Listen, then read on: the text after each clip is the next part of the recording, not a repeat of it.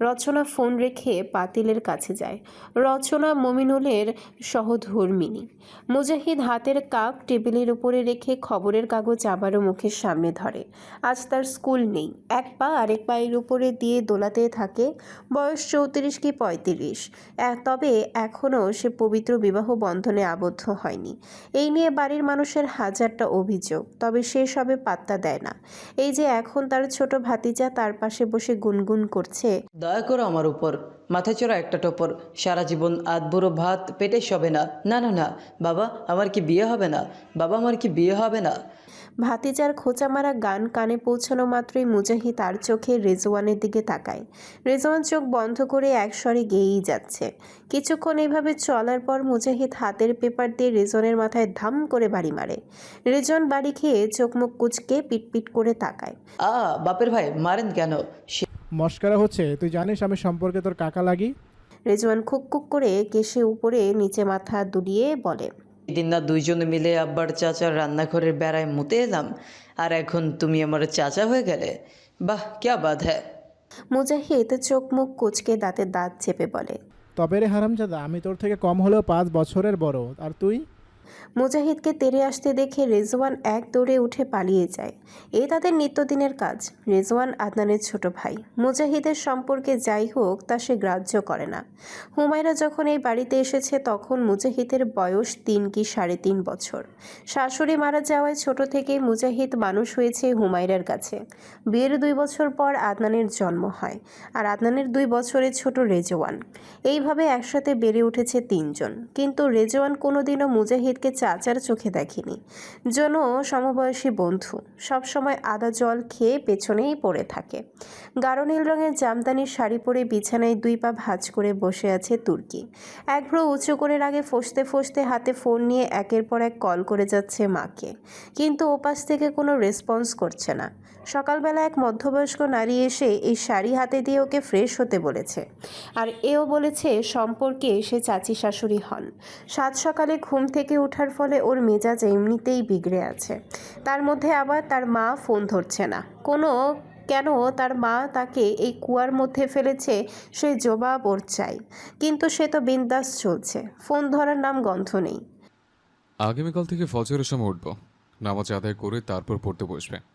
আমাদের বাড়িতে যে নামাজ আদায় না করে তাকে খেতে দেওয়া হয় না। গম্ভীর কণ্ঠে উচ্চারিত কিছু বাক্য শুনে ঘাড় ঘুরিয়ে তাকায় তুর্কি।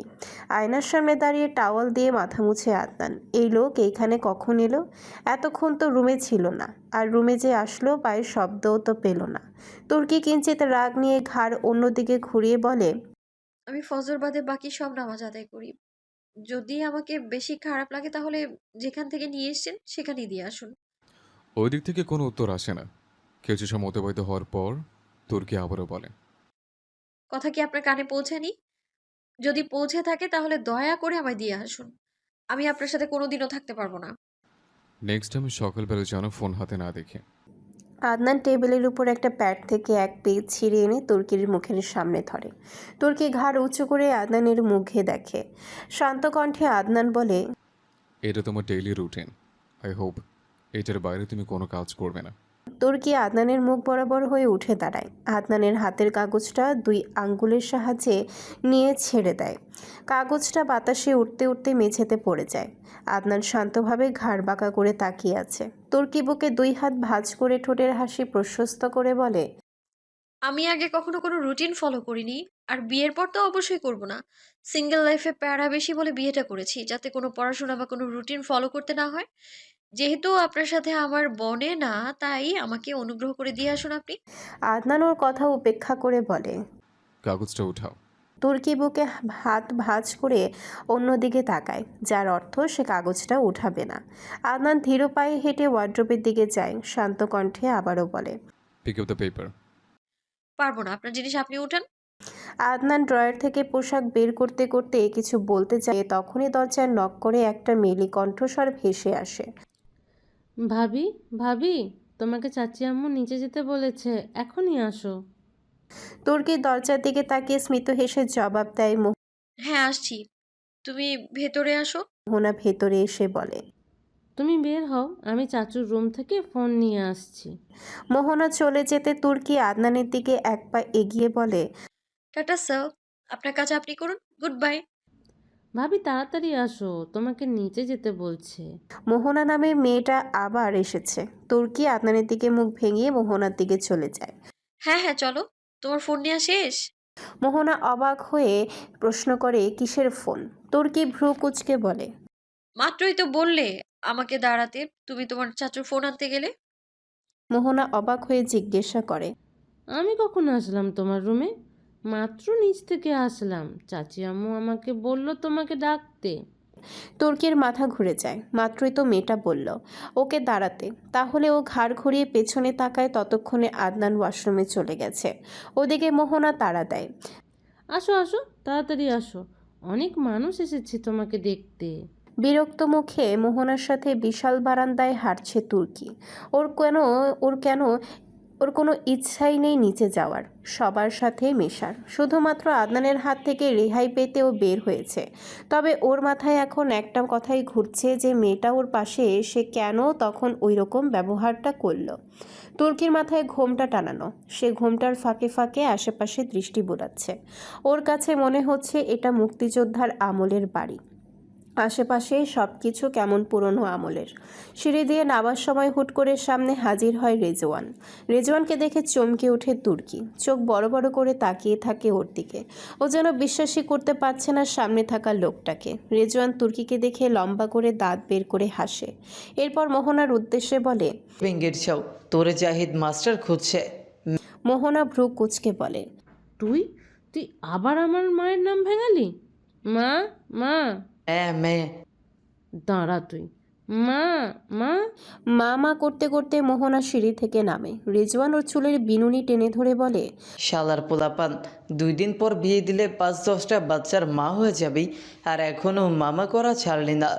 তো গঞ্জুটির বাচ্চা। পেঙ্গির ছাও, আমার বাপে কি গাঞ্জা খায়? তুই যে আমার গাঞ্জুটির বাচ্চা বললি। তোর বাপে কেন খাবে? তুই খাস।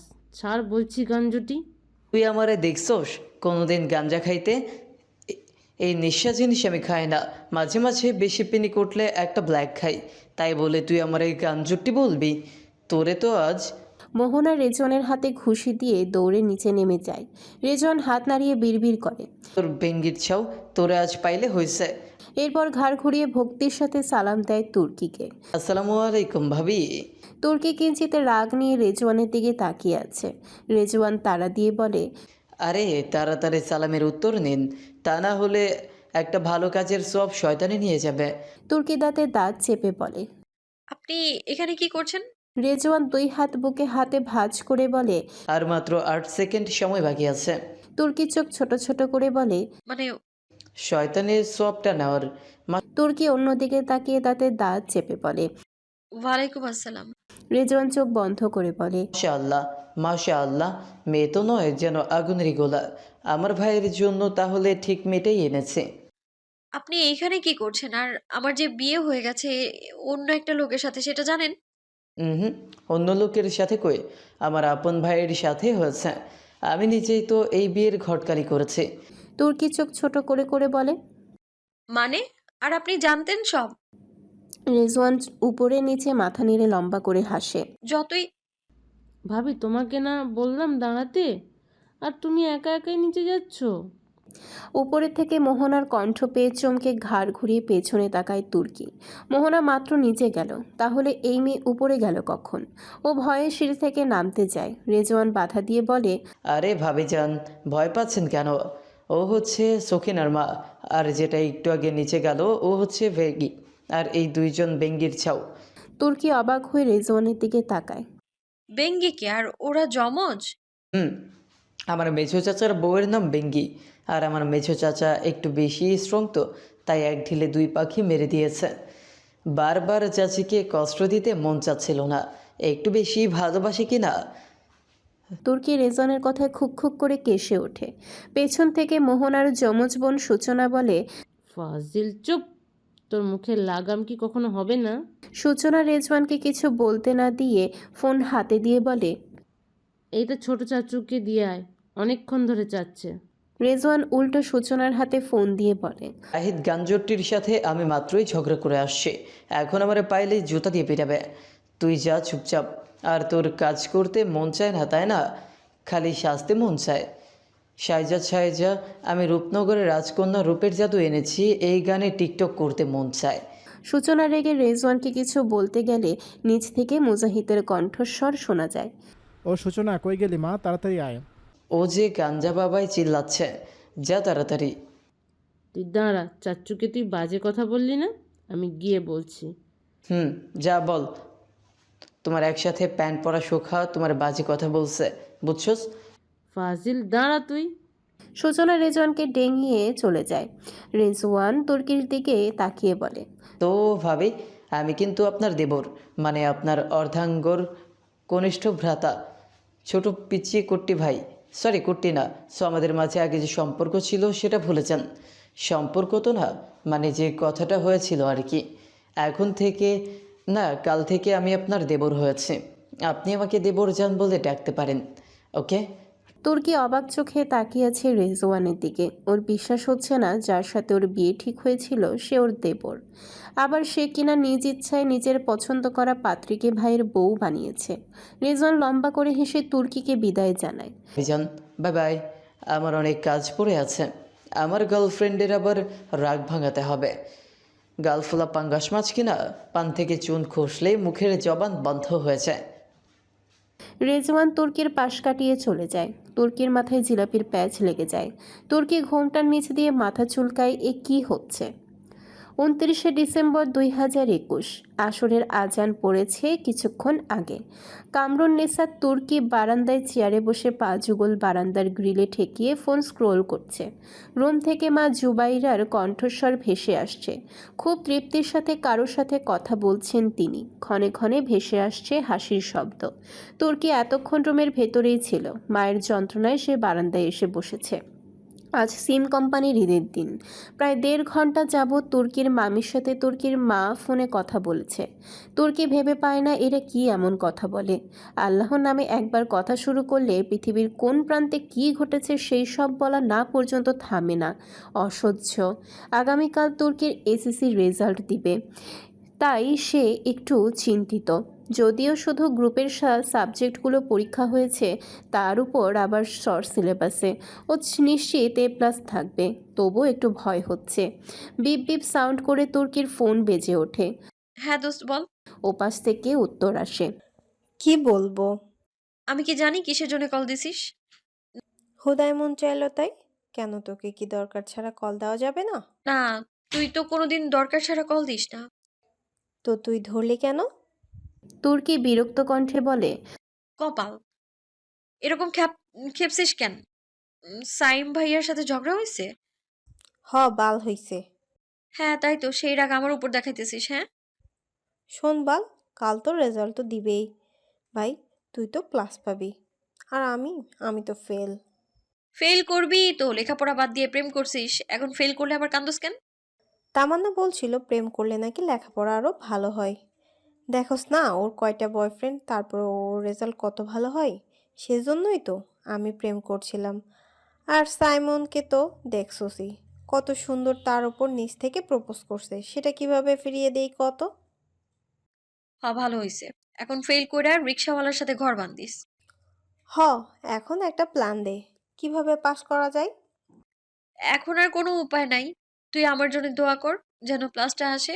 সায়েন্স থেকে প্লাস না আসলে মান সম্মান আর থাকবে না।